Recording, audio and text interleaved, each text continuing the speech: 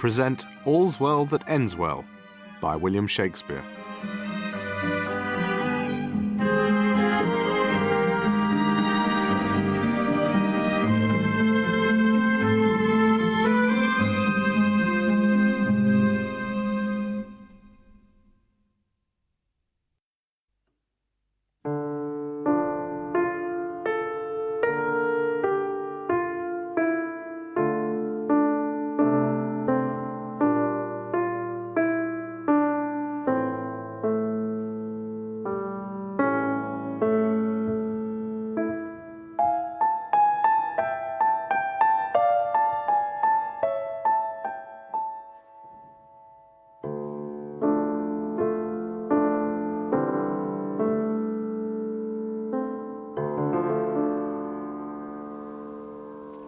In delivering my son from me, I bury a second husband. And I in going, madam, weep o'er my father's death anew.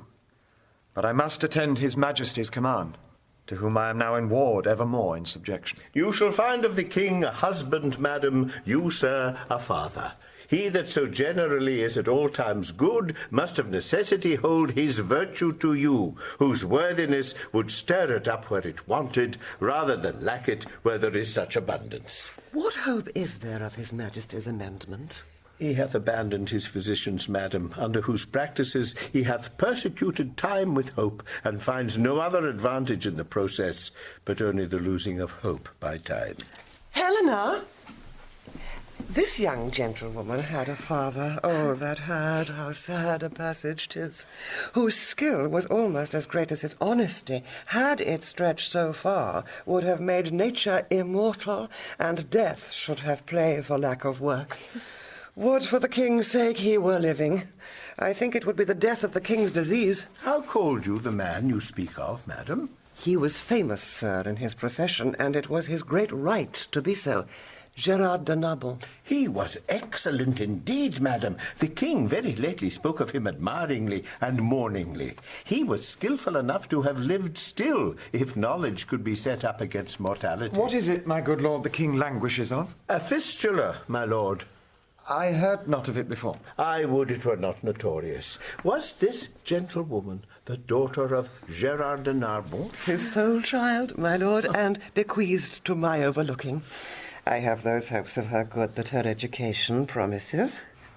Her dispositions she inherits, which makes fair gifts fairer. For where an unclean mind carries virtuous qualities, their commendations go with pity. They are virtues and traitors too. In her, they are the better for their simpleness. She derives her honesty and achieves her goodness. Your commendations, madam, get from her tears. 'Tis the best brine a maiden can season her praise in. The remembrance of her father never approaches her heart, but the tyranny of her sorrows takes all livelihood from her cheek. No more of this, Helena. Go to, no more. Lest it be rather thought you affect a sorrow than to have it. I do affect a sorrow indeed, but I have it too. Moderate lamentation is the right of the dead. Excessive grief, the enemy to the living. If the living be enemy to the grief, the excess makes it soon mortal. Madam, I desire your holy wishes. How understand we that? Be thou blessed, Bertram, and succeed thy father in manners as in shape. Thy blood and virtue contend for empire in thee, and thy goodness share with thy birthright. Love all, trust a few, do wrong to none. Be able for thine enemy rather in power than use, and keep thy friend under thy own life's key. Be checked for silence, but never taxed for speech. What heaven more will, that thee may furnish, and my prayers pluck down, fall on thy head. Farewell, my lord. 'Tis an unseasoned courtier, good my lord, advise him. He cannot want the best that shall attend his love. Heaven bless him. Farewell, Bertram. The best wishes that can be forged in your thoughts be servants to you. Be comfortable to my mother, your mistress, and make much of her. Farewell, pretty lady. You must hold the credit of your father. Oh, were that all?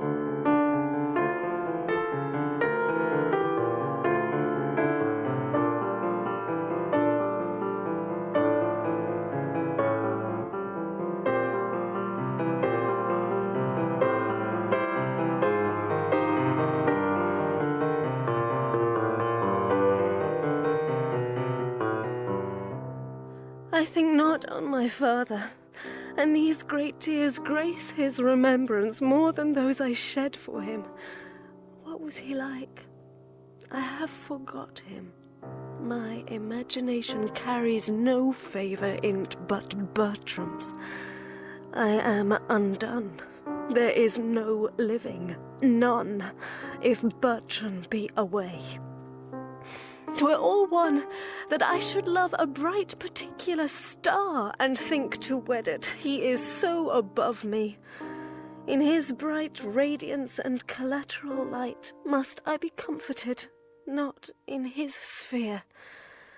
The ambition in my love thus plagues itself. The hind that would be mated by the lion must die for love. 'Twas pretty, though a plague, to see him every hour, to sit and draw his arched brows, his hawking eye, his curls, in our heart's table. Heart too capable of every line and trick of his sweet favour. But now he's gone, and my idolatrous fancy must sanctify his relics.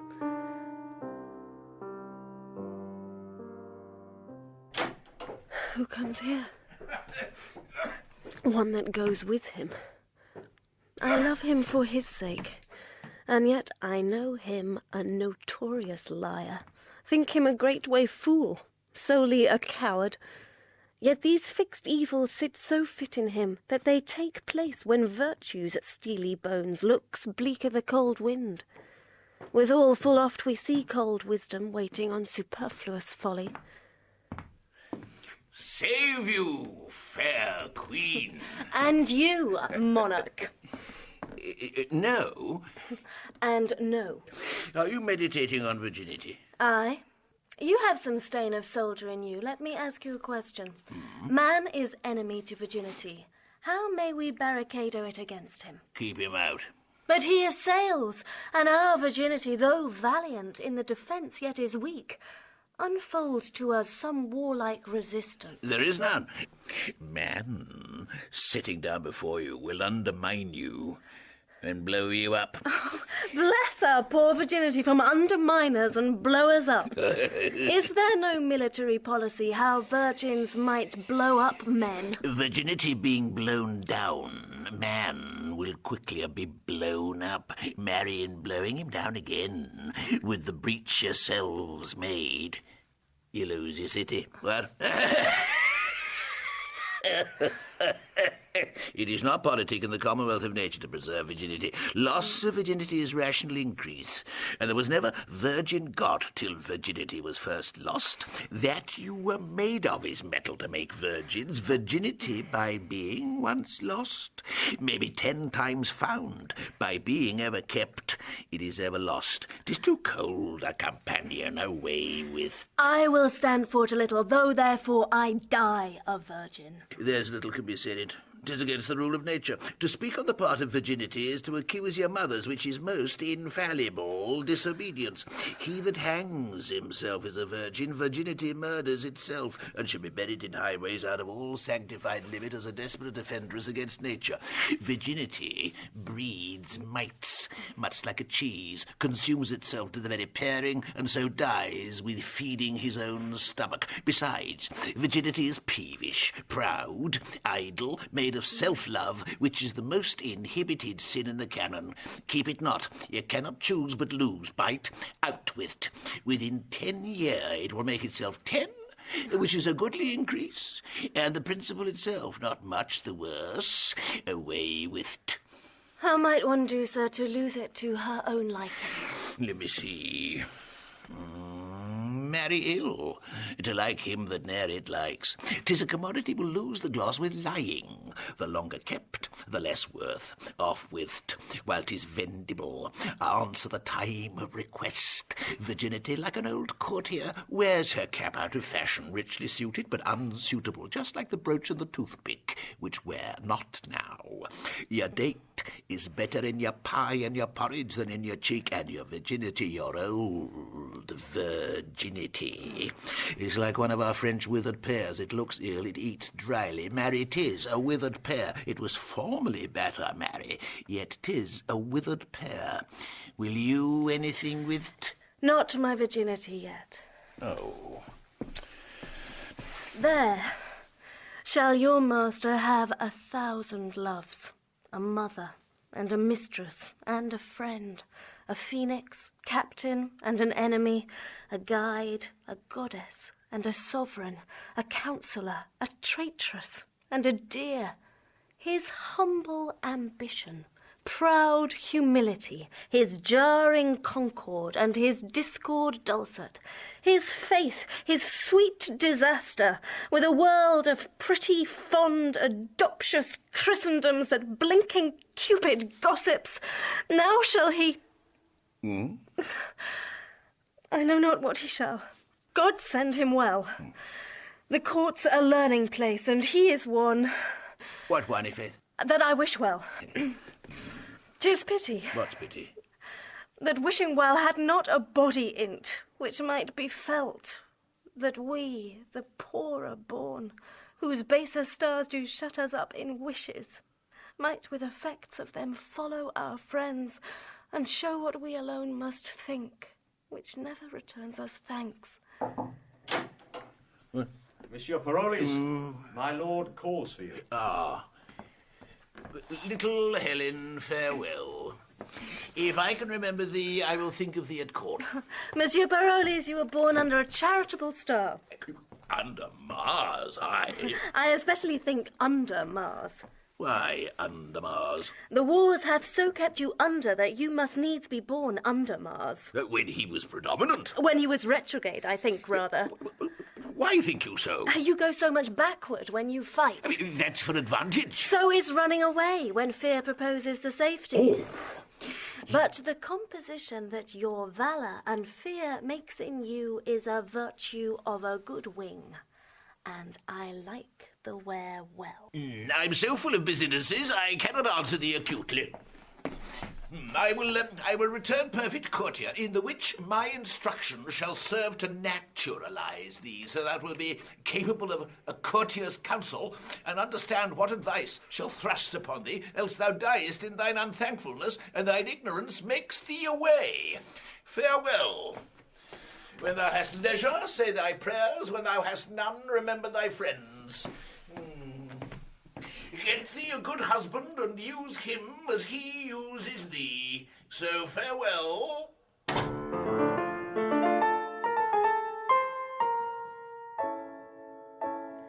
Our remedies oft in ourselves do lie, which we ascribe to heaven. The fated sky gives us free scope, only doth backward pull our slow designs when we ourselves are dull. What power is it which mounts my love so high, that makes me see and cannot feed mine eye? The mightiest space in fortune nature brings to join like likes and kiss like native things. Impossible be strange attempts to those that weigh their pains in sense, and do suppose what hath been cannot be. Who ever strove to show her merit that did miss her love? The king's disease. My project may deceive me, but my intents are fixed and will not leave me.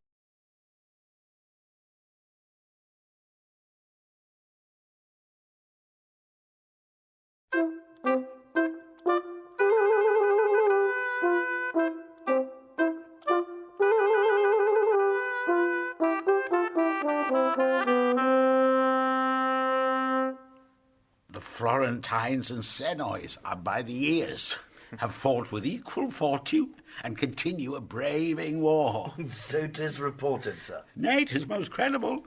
We here receive it a certainty, vouched from our cousin Austria, with caution that the Florentine will move us for speedy aid, wherein our dearest friend prejudicates the business and would seem to have us make denial. His love and wisdom, approved so to your majesty, may plead for amplest credence. He hath armed our answer, and Florence is denied before he comes. Yet for our gentlemen that mean to see the Tuscan service, freely have their leave to stand on either part. It well may serve a nursery to our gentry who are sick for breathing and exploit. What's he comes here? It is the Count Rousillon, my good lord. Young Bertram. Youth, thou bear'st thy father's face. Frank nature, rather curious than in haste, hath well composed thee. Thy father's moral parts mayst thou inherit too. Welcome to Paris. My thanks and duty are your majesty's. I would I had that corporal soundness now as when thy father and myself in friendship first tried our soldiership. He did look far into the service of the time, and was discipled of the bravest. He lasted long, but on us both did haggish age steal on and wore us out of act. It much repairs me to talk of your good father. In his youth he had the wit, which I can well observe today in our young lords, but they may jest till their own scorn return to them unnoted, ere they can hide their levity in honour. So, like a courtier, contempt nor bitterness were in his pride or sharpness. If they were, his equal had awaked them, and his honour, clocked to itself, knew the true minute when exception bid him speak, and at this time his tongue obeyed his hand. Who were below him he used as creatures of another place, and bowed his eminent top to their low ranks, making them proud of his humility. In their poor praise he humbled. Such a man might be a copy to these younger times, which followed well, would demonstrate them now, but go as backward. His good remembrance, sir, lies richer in your thoughts than on his tomb. So in a proof lives not his epitaph as in your royal speech. Would I were with him. He would always say, methinks I hear him now, his plausive words he scattered not in ears, but grafted them to grow there and to bear. Let me not live. This his good melancholy oft began on the catastrophe and heel of past time when it was out. Let me not live, quoth he, after my flame lacks oil, to be the snuff of younger spirits, whose apprehensive senses all but new things disdain, whose judgments are mere fathers of their garments, whose constancies expire before their fashions. This he wished. I do after him wish too, since I nor wax nor honey can bring home. I quickly would dissolve it from my hive, to give some labourers room. You're loved, sir. They that least lend it you shall lack you first. I fill a place. I know it. How long is Count since the physician at your father's died? He was much famed. Some 6 months since, my lord. If he were living, I would try him yet. Lend me an arm. The rest have worn me out with several applications. Nature and sickness debated at their leisure. Welcome, Count. My son's no dearer. Thank your majesty.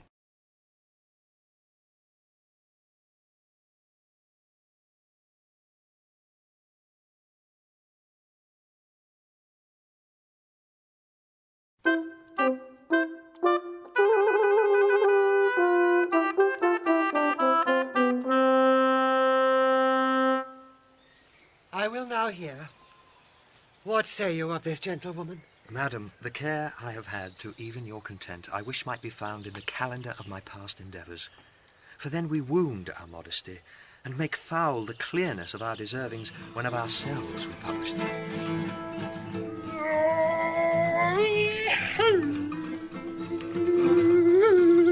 What does this knave here? Get you gone, sirrah! The complaints I have heard of you I do not all believe. 'Tis my slowness that I do not, for I know you lack not folly to commit them, and have ability enough to make such knaveries yours. 'Tis not unknown to you, madam. I am a poor fellow. Well, sir. No, madam, 'tis not so well that I am poor, though many of the rich are damned.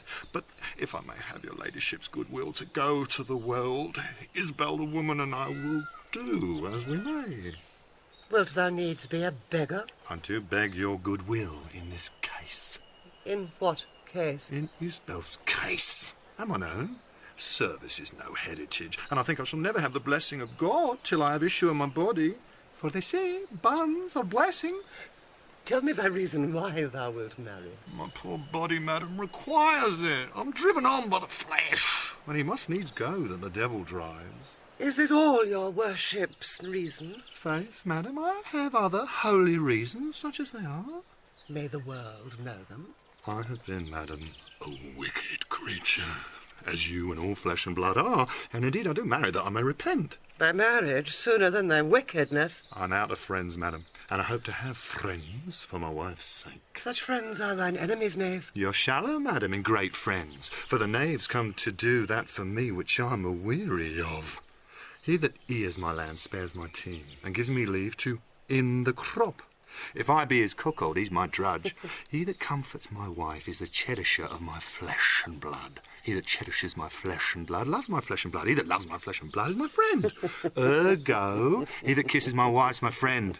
If men could be contented to be what they are, there were no fear in marriage. For young Charbon the Puritan and old Poysam the Papist, howsome'er their hearts are severed in religion, their heads are both one. They may jowl horns together like any deer in the herd. Wilt thou ever be a foul-mouthed and calumnious knave? A prophet, I, madam, and I speak the truth the next way.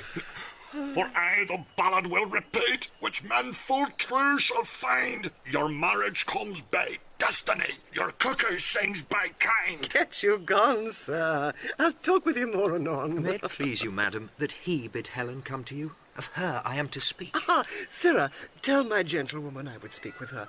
Helen, I mean. Was this fair face the cause, quoth she, why the Grecian sacked Troy?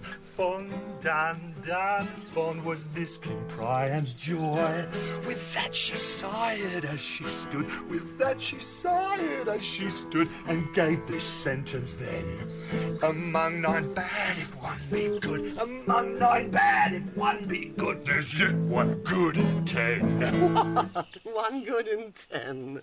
You corrupt the song, sirrah. 1 good woman in 10, madam, which is a purifying of the song. Would God would serve the world so all the year. Would find no fault with a tithe woman if I were the parson. 1 in 10, quoth he? And we might have a good woman born but or every blazing star, or an earthquake would mend a lottery well. A man may draw his heart out ere he pluck one. You'll be gone, sir knave, and do as I command you. That man should be at woman's command, and yet no hurt done. Though honesty be no Puritan, yet it will do no hurt. It will wear the surplice of humility over the black gown of a big heart. I'm going, forsooth. The business is for Helen to come hither.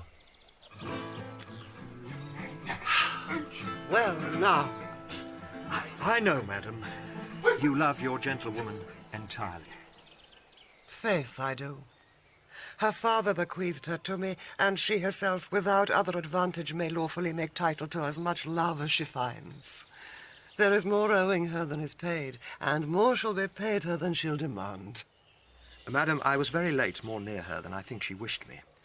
Alone she was, and did communicate to herself her own words to her own ears. She thought, I dare vow for her, they touched not any stranger sense.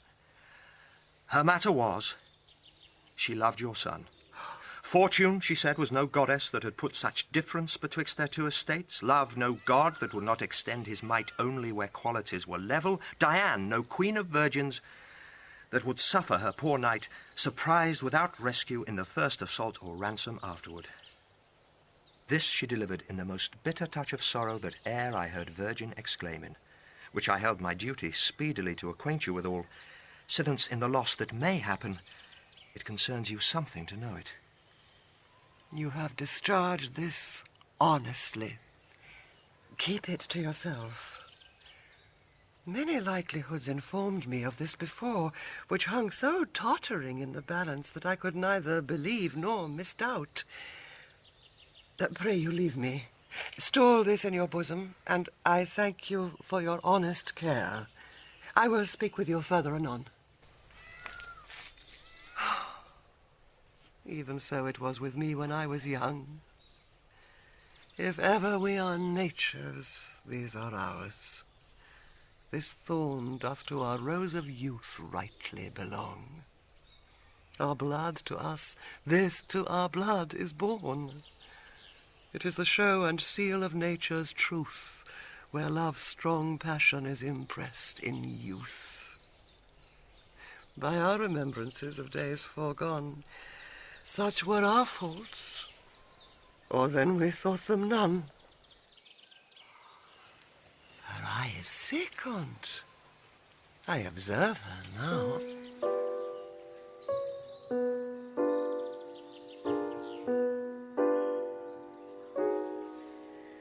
What is your pleasure, madam? You know, Helen, I am a mother to you. Mine honourable mistress. Nay, a mother? Why not a mother? When I said a mother, methought you saw a serpent. What's in mother that you start at it?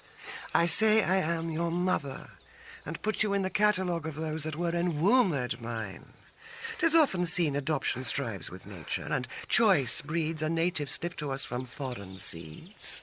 You ne'er oppressed me with a mother's groan, yet I expressed to you a mother's care.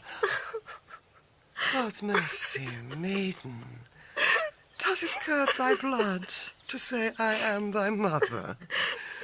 What's the matter that this distempered messenger of wet, the many-coloured iris, rounds thine eye? Why, that you are my daughter? That I am not. I say I am your mother. Pardon, madam. The Count Rosilian cannot be my brother. I am from humble, he from honoured name. No note upon my parents, his, all noble. My master, my dear lord he is, and I, his servant, live, and will his vassal die.